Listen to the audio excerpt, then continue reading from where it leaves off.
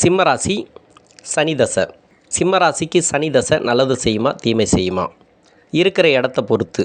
தீமையே செய்யும் அப்படின்னு சொல்ல முடியாது, நன்மையே செய்யும் அப்படின்னு சொல்ல முடியாது. ரெண்டுமே கலந்துருக்கும். 2024 பொறுத்த வரைக்கும் சனி தசைக்கு நான் எப்போவுமே நெகட்டிவாக தான் சொல்லுவேன். நிறைய பேருக்கு நான் பார்த்துருக்கேன்.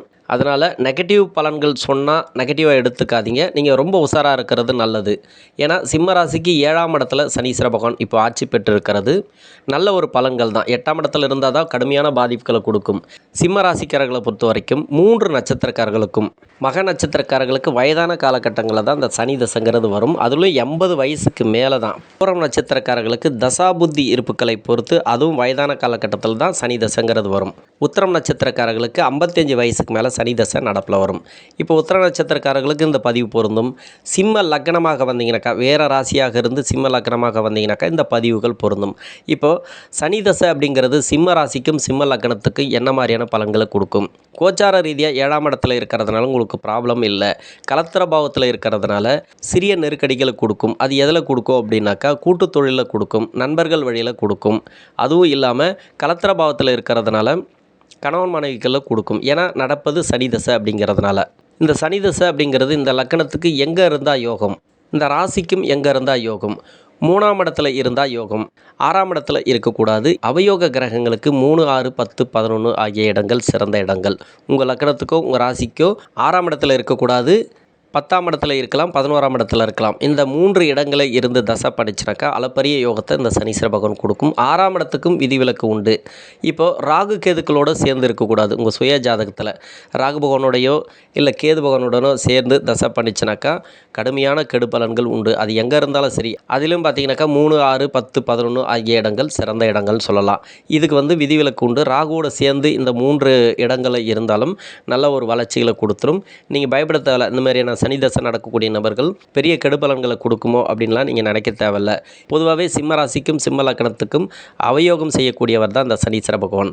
சிம்மம் அப்படிங்கிறது சூரியனோட வீடு அப்படிங்கிறதுனால இப்போ சனி சூரியன் கடுமையான பகை கிரகங்கள்.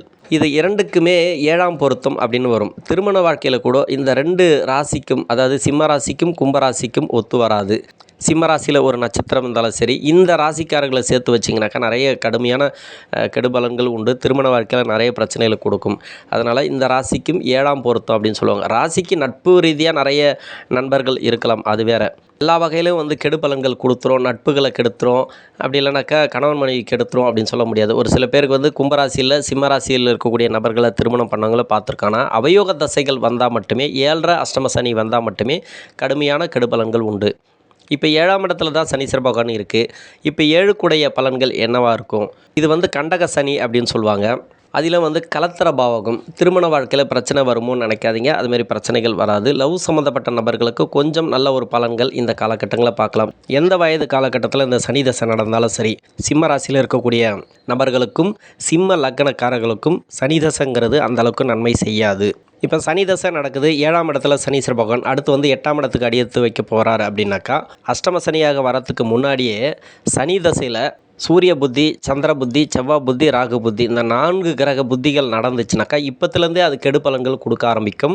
தொழில் செய்யக்கூடிய நபர்கள் ரொம்ப ரொம்ப கவனமாக இருக்கணும். இந்த காலகட்டங்களில் பெரிய முதலீடுகளை தவிர்ப்பது நல்லது. யாரையுமே நம்பி பணம் கொடுக்காமல் இருக்கிறது நல்லது. கடன் பெருசாக வாங்காதீங்க. உடல் நலத்தில் கொஞ்சம் கவனம் தேவை. உணவு பழக்க வழக்கங்களில் கொஞ்சம் கவனம் தேவை.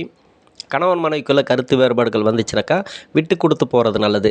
பெருசாக ப்ராப்ளத்தை நீங்களே ஏற்படுத்திக்காதீங்க. ரொம்ப ரொம்ப கவனமாக இருக்கணும். அதாவது சுக்கிர புத்தியில் ஆரம்பித்து சூரிய புத்தி, சந்திர புத்தி, செவ்வாய் புத்தி, ராகு புத்தி, இந்த 5 கிரகங்கள் சனி தசையில் புத்தி நடத்தக்கூடிய காலகட்டங்களில் இருந்தீங்கனாக்கா ரொம்ப ரொம்ப கவனமாக இருக்கணும். ஏன் நான் சுக்கிர புத்தியை மென்ஷன் பண்ணுறேன் அப்படின்னாக்கா, சனிக்கு நட்பு கிரகம்னு சொல்லக்கூடிய சுக்கிரன், இது உங்கள் சுய ஜாதகத்தில் 6, 8, 12 எங்கேயா மறைஞ்சிருந்தாலும் சரி, இது அசங்கமாகி இருந்தாலும் சரி, பலம் இழந்து இருந்தாலும் சரி, இப்போ சுக்கிர புத்தி ஆரம்பிக்கும் போதே உங்களுக்கு கடுமையான கெடு பலன்களை இந்த சனீஸ்வர பகவான் கொடுக்க ஆரம்பிப்பார். அதனால் ரொம்ப ரொம்ப உஷாராக இருக்கணும். தொழில் செய்யக்கூடிய நபர்கள் 7ஆம் இடத்துல தானே சனி இருக்குது, அஷ்டம சனி இல்லையா நமக்கு அப்படின்னு நீங்கள் நினைக்கக்கூடாது.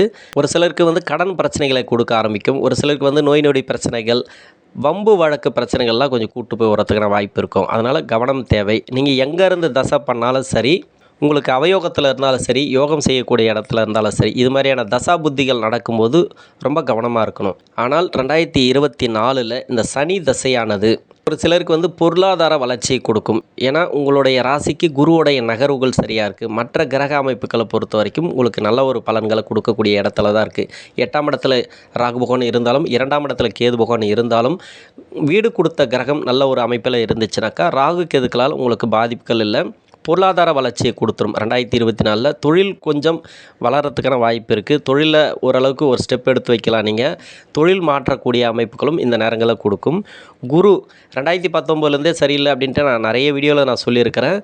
2019லேருந்து 2023 வரைக்கும் கடுமையான கெடு பலன்கள். கோச்சார ரீதியாக குருவுடைய நகர்வுகள் சரியில்லைன்ற பட்சத்தில் சனி தசை நடக்கக்கூடிய நபர்களுக்கும் கடுமையான பாதிப்புகளை கொடுத்துருக்கும். இப்போ சனி தசை நடக்கக்கூடிய நபர்களுக்கு குருவோட பொசிஷன் நல்லா இருக்குது கோச்சார ரீதியானாக்கா நல்ல ஒரு வளர்ச்சி இந்த டைமில். ஏற்கனவே இருந்து வந்த பிரச்சனைகள் கடுமையான பாதிப்புகள், தொழில் ரீதியாக பாதிப்பு இருந்தாலும் சரி, இல்லை உறவுகள் ரீதியாக பாதிப்பு இருந்தாலும் சரி, வேலை வாய்ப்பு ரீதியாக பாதிப்புகள் இருந்தாலும் சரி, அந்த பாதிப்புகள்லேருந்து வெளியே வருவீங்க.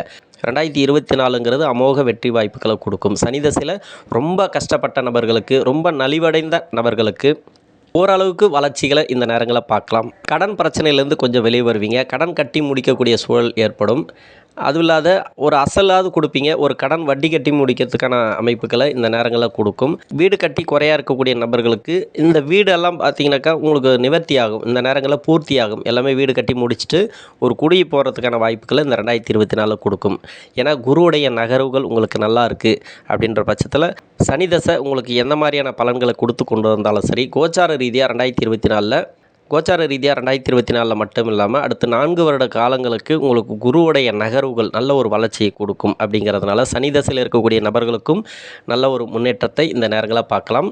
ஒரு சிலருக்கு வந்து வேலை அழுத்தங்கள் நீங்கும். வேலையில் இருந்து வந்த பாதிப்புகள் குறையும். மன அழுத்தங்கள் குறையும். அரசாங்க உதவிகள் கேட்டிருந்தால் அரசு உதவிகள்லாம் இந்த காலகட்டங்களில் கிடைக்கும்.